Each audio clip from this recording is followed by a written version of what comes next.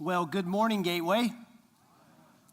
See, I made fun of the first service. I feel like we do it every single Sunday where we're just like, hey, you guys don't give enough energy, but I feel like I'm just going to say that the rest of my life, so just get used to it.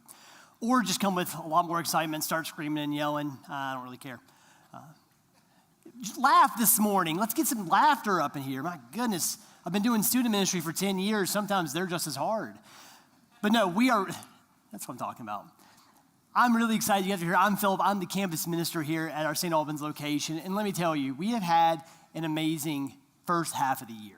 Can you believe that we are already in May of 2024? When you think about everything that we've already experienced from starting in January, it genuinely is unreal to think how far along we've already came. See, last week we were in the middle of our Foundations sermon, which if you remember, that's a series that we have every single month at the very end of the month where we talk about a really difficult topic. And last week we talked about why are humans unique? Why is mankind unique? And if you're interested in that, you can go back to our website or to our YouTube and you can listen to that sermon. But today we're going to be continuing on in our Ecclesiastes series. Now, I personally love Ecclesiastes. Why? Because it might be the most discouraging book while also being the most encouraging book at the same time. So I want to do just a quick recap just to kind of get us back up to speed with where we have been with this. In week 1, we talked about how everything is meaningless. See, on Thursday, my family and I, we had some friends over, and my wife has the spiritual gift of hospitality.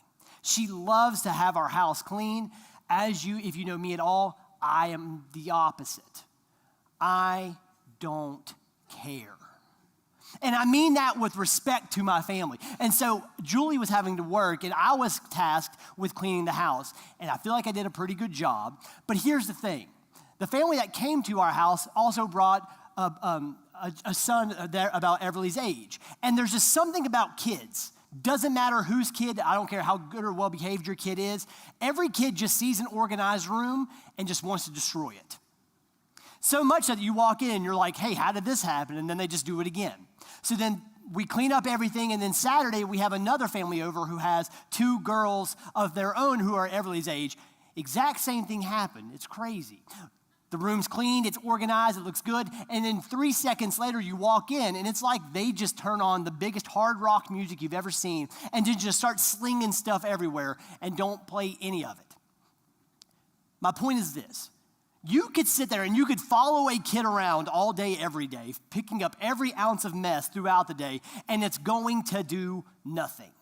Kids naturally make a mess where you sit back and say to yourself, this is a meaningless task, meaning it's not going to do anything for you. And the longer that we're alive, we look back at certain things that we have done in our lives and we say, well, that was pointless. Meaning that there was no reason to even do it. Maybe it was a work in your yard. Maybe you worked all day to make your house look good, and the next year you're going to do the exact same thing, and you feel like it makes you feel better in the moment, but it rarely lasts. And Solomon talks about how his whole life felt that way. He started out on this mission to try to achieve purpose, value, importance, and he's like, I'm going to do everything in my power to find these things through what the world offers me. And then he starts out the book of Ecclesiastes with saying worthless. Everything is meaningless, meaning everything that I have done up to this point has meant nothing. He goes on to say that this idea of meaningless is like chasing after the wind. It's a vapor. It's here for a moment and then it's gone. He blows out the candle of meaning and then he tries to grab the smoke to hold on to that purpose and it's gone. You can't do it. And then we talked about in week 1 3 different things. Number 1, time never stops. There are moments to when, especially I'm realizing more as a parent, that you wish you could literally just stop time. There's also moments you wish time would hurry up so she would go to bed. But then you try to stop time and say, I want this moment to last. But time doesn't stop. We continue to get older. Things continue to happen. Time doesn't stop. Number 2, nothing is new. Everything that we have done in our lives, every single thing that you might achieve in your life has already been done. If you create something, if you invent something, well, the only reason you were able to invent that something was because there were several other things that have already been invented to create your invention. Nothing is new. And then number 3, everyone is forgotten. If I were to take a poll and ask, Do you know your great-great-great-grandparents' name? Some of you, I would say maybe 1% would be able to. But do you understand that without them, you don't exist? If a family lineage comes through them, then if you're alive, well, without them, you're not here. And we realize that our life is that way for everything. Everything we do is going to be forgotten. We have some of the greatest inventions known to man. And unless we Google, we don't know 90% of who invented those things that we use every single day. I hope you're encouraged with this Sunday morning message. Week 2, we're talking about this quest of fulfillment. We are trying to achieve fullness through what the world offers us. And Solomon, he talks about things like pleasure, possessions, projects, wisdom, and study, meaning that if my heart wanted it, if my eyes wanted it, I didn't keep myself from it. I wanted everything. And if I saw it, I thought about it, I got it. And he comes back to the same word that we've already discussed. It was meaningless. You could gain everything on the planet and it still not be enough. You could have all the knowledge on the world and still not be enough. You could fulfill every single project that you've ever set out to make and it still count as nothing. Why? Because we can't find fulfillment, this true fulfillment, in things of today, of the things of the earth. Week number 3, we talked about what might be one of my favorites, the seasons of life. He starts out chapter 3 by saying this: there is a time for everything and a season for every activity under the heavens. And if we could sum that up, he's saying everybody's going to experience something every single time. Think about it this way. If I were to ask you to raise your hand if you've ever experienced a very difficult time, every single person's hand in here would be raised. If I were to ask you who's experienced a moment where they found true joy, everybody would raise their hands. We have experienced everything, good and bad. It may not always be the same, and you may not always be the same circumstance and the same situation, but we know what true sadness is and we know what true happiness is. And Solomon's getting at that throughout all of chapter 3 is that you're going to go through everything. You're going to mourn the death and you're going to celebrate life. You're going to have a good season and you're going to have a bad season. Every single person has that same story. But then you're like, okay, well, there's a time and a place for everything. Well, what does that mean? Well, today you think we're going to chapter 4, but we're actually just going to do a quick summary of chapter 4. We're actually going to be talking about chapter 5 today, but he's talking about a season for everything. But then he says this at the beginning of chapter 4. 2 are better than 1 because they have a good return for their labor. If either of them falls, one can help the other up. But pity anyone who falls and has no one to help them up. Also, if 2 lie down together, they will keep warm. But how can one keep warm alone? Though one may be overpowered, 2 can defend themselves. A cord of 3 strands cannot quickly be broken. If I were to summarize chapter 4 in a sentence, it'd be this: in a world full of pain and suffering, we need each other. There's a season for everything, and we know what that is, regardless if it's good or bad. The reality is we need each other. God created us for relationships. God made us for relationship. Whenever we think about the most important relationship, it's obviously the relationship with Jesus. But then whenever we're sitting here on earth and we're going through some of the darkest seasons of our life, what helps us through those moments? The people that you're rubbing shoulders with today. That's why we value relationships here at Gateway. That's why we try to make small groups so big, is because we want the importance of this Christian walk to not be fought alone. The darkest place you could be is in a battle by yourself and you feel like there's no one there. But I can promise you, no one is meant to be alone. And that's the summary of chapter 4. But that leads us into chapter 5, which is where I want to talk about today. So if you do have your Bibles, open up to Ecclesiastes chapter 5, and I'm going to be reading through verse 7. If not, you can follow along on the screen here. Guard your steps. Guard your steps when you go to the house of God. Go near to listen rather than to offer the sacrifice of fools who do not know that they do wrong. Do not be quick with your mouth. Do not be hasty in your heart to utter anything before God. God is in heaven and you are on earth, so let your words be few. A dream comes when there are many cares, and many words mark the speech of a fool. When you make a vow to God, do not delay to fulfill it. He has no pleasure in fools. Fulfill your vow. It is better not to make a vow than to make one and not fulfill it. Do not let your mouth lead you into sin, and do not protest to the temple messenger, my vow was a mistake. Why should God be angry at what you say and destroy the work of your hands? Much dreaming and many words are meaningless. Therefore, what? Fear God. What does it mean to guard your steps? What does that mean? See, back in, I think it was 2017, 2018, Julie and I went to Haiti for our first trip here with Gateway. And Jameson, who is from Haiti, went with us. And we go to this one certain spot to where you're allowed to swim. And it's a really, really neat spot. But then they, like a bunch of other people who've been there have told me, dude, there's this cave. You have to swim under it. It's one of the coolest experiences there are. I said, absolutely, I'm in. So I start talking to Jameson. I'm like, hey, dude, hype me up. What is this place? And he says, don't go there, you'll die. And so you stop and you're like, worth the risk. Jameson doesn't know what he's talking about. He just grew up in Haiti. So I decide I'm going to make this journey out there. So I spend an hour or two hyping myself up saying, okay, we're going to walk out there. We're going to swim out there because you have to swim. Tell me if I'm wrong. You have to swim under the cave and then you're in there. But if a big tide comes, the water raises with it, which is where people die, right? So I start walking out there. I am not afraid of water. I am afraid of snakes. So I walk out and I get a couple feet out there and I look down and I have a buddy with me. I see a huge coral snake right at my feet. So what do? I plant my foot and I walk right back to the sand. And I come with the most confidence and be like, I'm not going out there, but not because of you, Jameson. There was a snake that God tried to kill me with. When we talk about guarding our steps, I kind of view it like this when Solomon's writing is, whenever we're walking, there are moments to where we're looking to where we're going and we're wanting to see what's ahead of us and we're trying to figure out, okay, do I take this step? Do I take that step? Which direction am I going? What's in front of me? What did I already miss? And so when Solomon's writing this, I can almost picture him saying, guard your steps when you do what? When you enter the house of God. Now, the Bible has so many different titles for what the house of God is. And I want to walk through a couple of these, but a couple of names you might see are things like this house or maybe my house, and that's God talking about his dwelling place. A couple other ones that are things like the tabernacle or the temple or the synagogue. But I want to hit really quick on the tabernacle.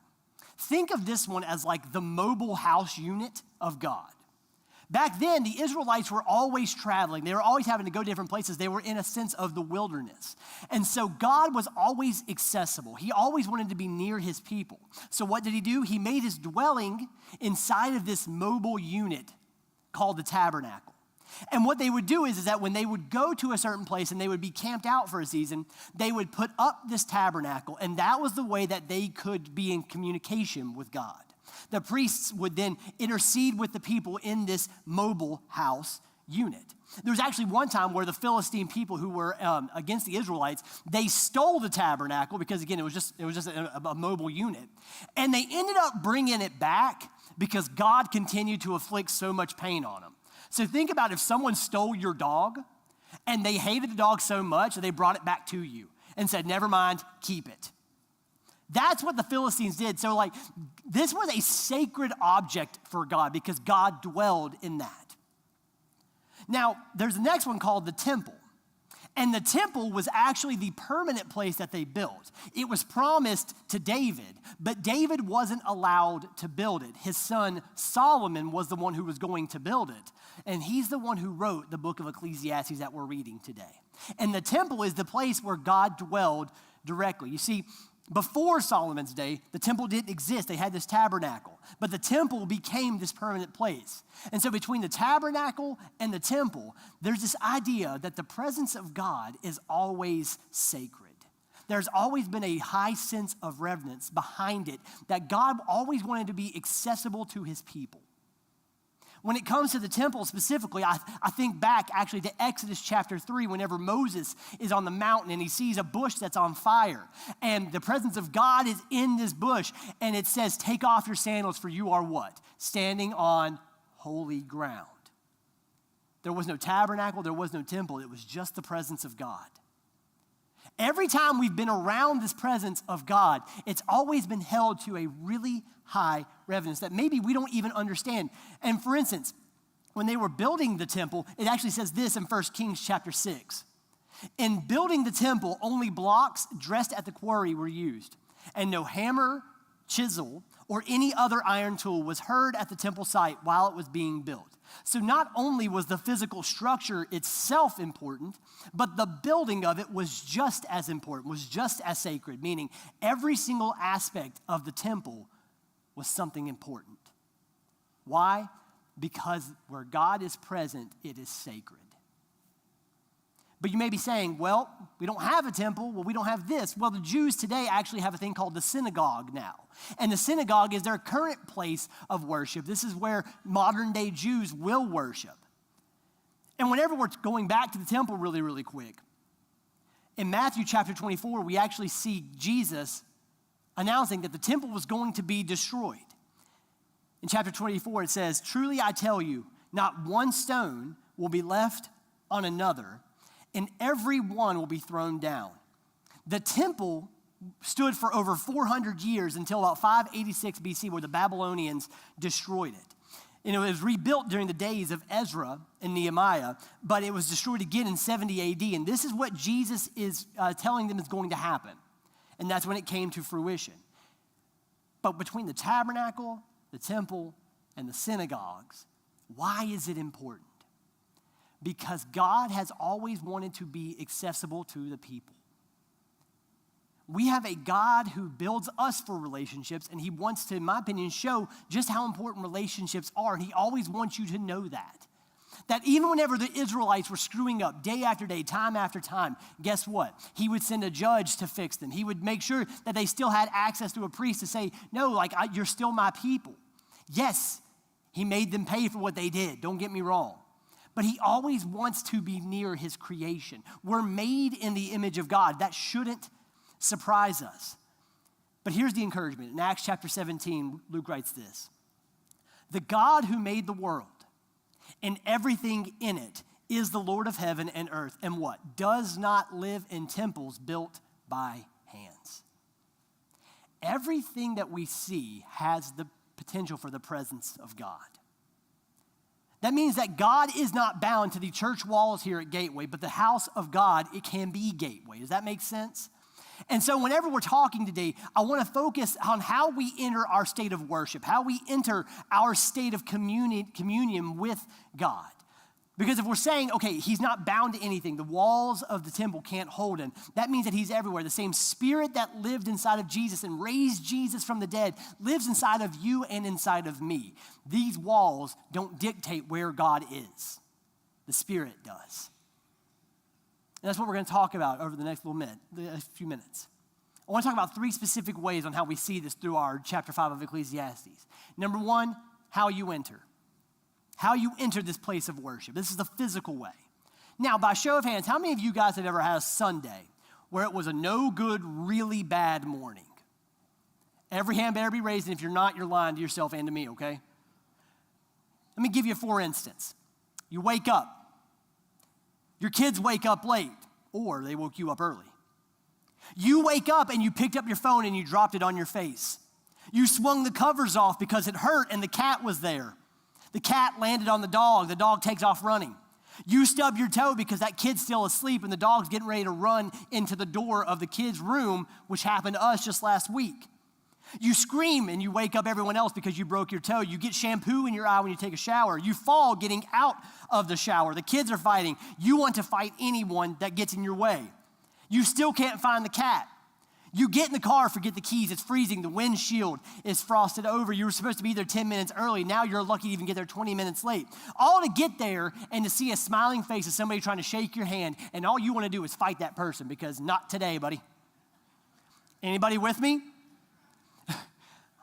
You have that day to where the last place you want to be is in the presence of anybody else. You don't want to walk in the church doors because you're like, that's enough. The moment somebody tries to shake your hand, you're a little too much for me today. We had that morning where it just seems like, you know what? I can't do it. I can't be friendly. I can't be this happy-go-lucky person. And yet, we try to ignore when it actually does happen. The way we enter worship, the way we enter these sacred moments where the presence of God is, can tell a lot about who we are and where we are. Like Karen was mentioning, is that the way our perception of stuff, our perspective of things can change if we allow them. And let's be honest, sometimes we don't get it right. We know that our perspective changes things, but we still call it a day and we throw in the white flag. And you know what, today I'm just gonna be a grumpy old mess, calling it. And it's 9 o'clock in the morning. Now, back in the time, they actually found an old temple site. And on the south side of this temple site, on this Temple Mount they call it, you walk up, they noticed something a little unique. The steps leading into the temple, some of those sections were 12 inches wide, and some of them were 35 inches wide. So you had to take really wide steps or intentional steps to get into the temple. And people have realized that that wasn't by accident. They built several things. This wasn't something that they didn't mean to do. But then you ask, okay, well, why? They wanted people to not rush to get inside the temple, and they wanted them to take their time and mind each step. So then I'm going to ask you a couple of questions about how we can watch our steps when we come in on a Sunday morning, or maybe even just to a small group. Are we rushed? Are we running late? Are we in a hurry to get in and get out so that we don't meet that one friendly person that we want to fight just by being there? Are we trying to connect and be a part? Or are we trying to avoid everyone that we can? Are we being critical of every element? Are we critical of how the worship sounds, that it's too loud, too quiet? The preacher didn't say this, the preacher didn't say that, I didn't get greeted at the door. Are we being too critical? Are we looking at the clock to try to get out first so that we can beat the lunch line? Are we asking the Spirit to work a new work in us? Are we choosing to open our hearts, or are we intentionally trying to close our minds? Whenever we try to enter the house of God, we need to come with an open heart and an open mind. And that way the Spirit can do something in a way that maybe we've never experienced. And like I said, God can do a lot more with a lot less. But when we are open and willing, it's limitless. Limitless. Number 2, listen more, speak less. I heard it said not long ago that the biggest spiritual sense organ is the ear, because it takes the most work for us to do. We don't like necessarily listening. We would rather be the ones talking or mindlessly not there. See, there's a guy named Sean McDowell who was a Christian apologist, and I heard a story about him. He had just finished his first apologetics class. He was new inside of all this, and he thought he had all the answers. So he goes and he gets a haircut. And the person cutting his hair just simply asks, what do you do? And he says, I'm a minister. And she asks the question, how can a good God exist when there's so much evil in the world? Which is a question that everybody in here has asked, and we've even tried to answer. It's a hard question. But Sean McDowell, coming off of his apologetics class, knew everything. So then he just starts riling off all these different answers, and he just starts telling them everything. And for 45 minutes, he says, I'm just telling her everything that proves the existence of God. And then it says that she finishes cutting his hair, and she starts to just cry, and she walks away. And he walks outside with his friend, and he says, dude, what was her problem? And his friend says, you didn't even listen to her. He answered the question that he thought she asked, but it wasn't the matter of did God exist? It's why do you think the world is so bad? That was the question he should have asked, but he didn't want to listen. And I would dare to say that every single one of us in here have had those stories where we've asked a question and someone just talked at us and not to us, or we've been the one talking at people and not with them. Whenever we listen, we are exercising a spiritual muscle that I believe is one of the most scriptural. Whenever we read in Psalm 46, to be still and know that I am God. Whenever we read all these different stories about how people would walk out on this mountain and God would say, just listen to the silence. Whenever Jesus would walk out to pray, he would do it alone and in solitude because we can hear more when we're silent. And it's also one thing that I despise to do. I hate awkward silences. It's not my thing. It's the thing that drives me the most bonkers in anything I've ever taught. I hate silence. But I also know that God is teaching me a spiritual discipline through silence. Whenever we listen more and we speak less, well, now we're getting to the heart of what I believe God wants us to do. Again, in Ecclesiastes chapter 5, verses 1 and 2, it says, go near to listen rather than to offer the sacrifice of fools. Do not be quick with your mouth. Do not be hasty in your heart to utter anything, meaning count the cost of what you're about to say before you say it. And if it's going to cost too much, don't say it. Pay attention to the words. As a matter of fact, James actually echoes it in the New Testament, and when he says, everyone should be quick to listen, slow to speak, and slow to become angry. Could you imagine how many arguments we could not be a part of if we would just follow that verse alone? Is that if we would just listen to what the other person's saying, 90% of the time, it's a misunderstanding. And instead, we let pride talk over our own emotions. Listen. But then in verse 1 again, we see this word sacrifice of fools. And in that section of Ecclesiastes that we read, we see things like hasty speeches of broken promises, meaning you promise something that you don't keep. Speaking too quickly. You also see letting your words pop out of your mouth before you count the cost. You see the thing called the do for me prayer, which is, God, do this for me so that I can do something else instead of God, do a work through me. And he says that when you listen more to what God says, those things won't happen because you're making a vow to God that you plan to keep. In Psalm chapter 15, it says this, Lord, who may dwell in your sacred tent? Who may live on your holy mountain? The one whose walk is blameless, who does what is righteous, who speaks the truth from their heart, whose tongue utters no slander, who does no wrong to a neighbor, and casts no slur on others, who despises a vile person, but honors those who fear the Lord, who keeps an oath even when it hurts, and does not change their mind. In Deuteronomy chapter 23, verse 23, what your lips utter, you must be sure to do because you made your vow freely to the Lord, your God, with your mouth. God's concerned about what's inside of you. There is a physical aspect like we just talked about how we enter and listening with our ears. But there's also a really big figurative part that I believe is the heart is exactly what God's trying to get at. And it's that last verse of chapter 3. Therefore, fear God. We try to almost like underline this phrase, and we tell people, well, whenever he says fear God, we don't mean literally fear God. Yet when we look at Scripture, every time there's the presence of God, people seem pretty terrified of it. Because they know that if they look on him with their eyes, his glory is so much that they could die from it. But it's a holy fear. It's one that you're like, man, I am so little and you are so big. But God is concerned on what's inside of you. In 1 Samuel chapter 16, it says, the Lord does not look at the things that man looks at. Man looks at the outward appearance, but the Lord looks at the heart. From the beginning of time, I think that we've had an issue with authority. We don't like being told what to do. Nobody does. My 4-year-old, for instance, she asks why a lot now. And I look her in the face, I say, you're 4, that's why. And the longer that I'm older, the more I realize if we're told that we have to do something, that we need to be doing this, we are almost naturally resistant to it because we don't like being told what to do. Why? Because we want to be the bigger authority in our lives. We want to have control over those instances. We want to be the ones who make the decisions and say, this is what I want to do, because if I don't have to do it, then I can get out of it.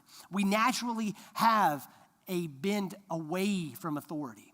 But when we enter the house of God, I believe that we need to change our perspective of this. And we need to have a higher view of authority because God tells us to. If we have no higher authority, meaning that God is not our biggest authority, well, then guess what? We're the highest authority. And I don't know about you, I don't trust me that much. But we sure try sometimes. We want to have the higher authority. We wish we had this and we wish we had that, and yet I believe that we take our hearts and we don't guard them. In Proverbs chapter 4, verse 23, I love this verse. It says, above all else, guard your heart, for everything you do flows from it. For everything you do flows from it. When we guard our steps and when we guard our hearts, now we're walking into this presence of God with a sense of urgency and reverence that I believe can only be given from the Spirit of God. Some days it's easy. Some days it's hard. Some days you're going to have to work extra hard at it. Some days you'll mess up. Some days you'll give in and be angry and just be like, you know what, today's the day. I'm out. Don't shake my hand, nerd. Some days you'll seemingly have the worst attitude among anybody around you. But I'm here to tell you, when we look at the world and we change our perspective from what we see and we put it on what God sees, the best that we can, I believe we're guarding our steps and guarding our hearts. If we read that verse in Proverbs and it says that everything we do flows from it, well then what's important? Guarding our hearts. And when we walk in this presence of God, the best that we can, like Romans says, things happen. So if I could sum it up this way, when you exclude God from your life, your voice is the loudest. But when God is in your life, his voice is the loudest. So I simply ask, when you are coming into this presence the best that you can, what attitude do you naturally have? What does that look like? Whenever we see the phrase, fear God, do you fear God? Do you fear authority? Does that make you uncomfortable? And why does God have this high authority? Because like we read, everything in the world is God's, and we're made in his image. And that should give us an excitement to fear God, because we are little, he is big. The band's gonna play one more song, and if you have anything that you wanna pray about, talk about, maybe clarify, John's gonna be over here on your right, I'll be on your left, and we would love to pray with you, just answer some questions, and just be a community, because like I said, we're not meant to do life alone. So if you're sitting in your chair today and you're struggling with that, you feel alone, know that you're not. We don't have to understand every single aspect of your situation to come alongside you and to be there for you. Let's pray. God, thank you for this morning. I say that literally every single time because I have to remind myself to be thankful for every single thing, even when it maybe isn't good. God, I'm thankful for friendships. I'm thankful that you give us people in our lives to do life with. But God, help us to not put anything above our relationship with you. God, thank you for giving us so much of our energy and our life to serving you. And some days we may have to dig down deep. But God, I'm grateful that we live in a time to where we can do that freely and openly. And God, help us to never take advantage of that in a bad way. So Father, thank you for this morning, for these people. And in Jesus' name I pray, amen. We stand and worship.